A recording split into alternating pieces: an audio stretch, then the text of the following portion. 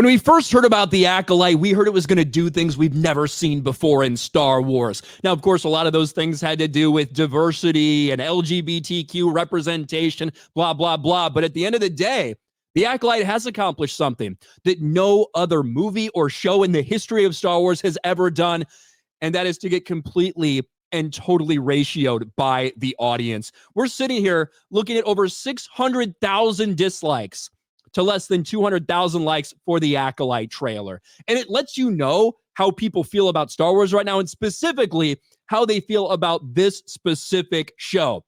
Because for a long time, we were told how much it was going to focus on representation and diversity and equity, and we need more of these things in Star Wars. We heard about it over and over again. Upcoming The Acolyte TV show, upcoming Star Wars TV show, The Acolyte, is packed with LGBTQ talent, and we're already obsessed.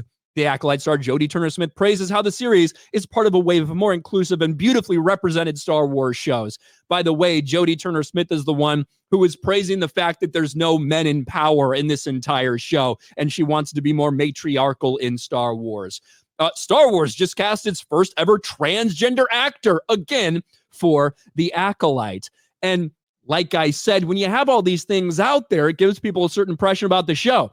And we have set records with this show. Never before have we seen a trailer get this massacred. Look at all these other Star Wars projects. The Mandalorian, 22,000 dislikes. Andor, 23,000 dislikes. Ahsoka, almost 40,000. Ahsoka deserves more, by the way. Dog shit show.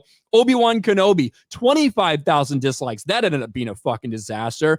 Even The Rise of Skywalker. When people were feeling like such shit after The Last Jedi and The Rise of Skywalker comes out, even that trailer only gets 125,000 dislikes. Nothing compared to The Acolyte. And at the end of the day, everyone is focused on Leslye Headland, who is Disney's new Star Wars director, the queen of raunch comedy, ?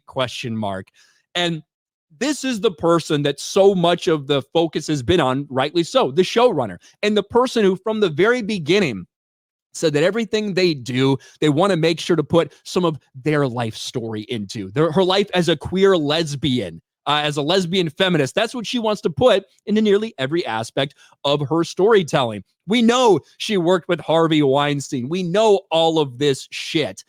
We know that she's made a habit of shitting on religion, specifically on Christians for a while in some of her content as well. But let's get to this right here, from plays to movies. Rolling Stone magazine took their interview with Headland to a whole new level, naming her the new queen of raunch comedy in 2015, following the release of her raunch com, Sleeping with Other People. Man, that kind of history makes you seem perfect for Star Wars, doesn't it?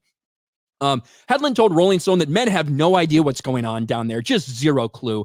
I have a chart of the vagina in my house, and when a male friend saw it, he said, wow, that just looks like something I'm going to fail at.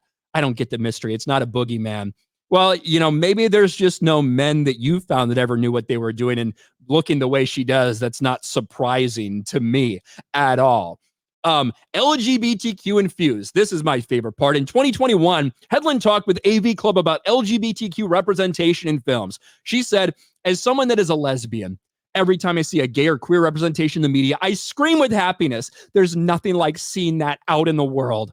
To have the power when you're creating media to just put in certain types of people that maybe aren't necessarily in normal mainstream content or media is just, I know that for people who don't identify that way, it doesn't seem that important. But to us, it's huge. Basically, if Headland's involved in a project, whether it be on stage, the small or big screen, it will include LGBTQ references, even in a fucking galaxy far, far away. And of course, representation in The Acolyte, as she's already promised. In 2021, Headland spoke to The Advocate about having representation in The Acolyte. You can expect some sort of impression of my own artistic dream and just my voice, what it looks like in that universe.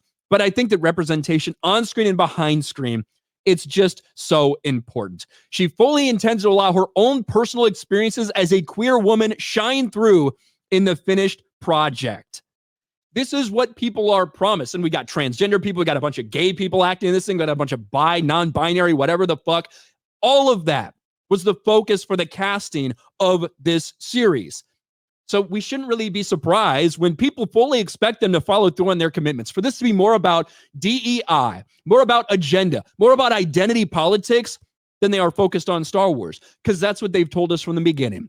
And there certainly are a lot of similarities between Leslye Headland and her determination to be an activist at every single turn, and other people who are involved in movies, like the Rey director, Sharmeen Obaid-Chinoy, who, one thinks it's a good thing that finally a woman's getting a voice in Star Wars, as if she didn't know the Acolyte was even a thing, but also someone who is fully committed to activism with each and every project she's a part of.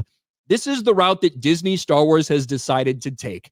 And now they're trying to ignore things like this as much as they possibly can, but the reality is, this is no longer something you can ignore.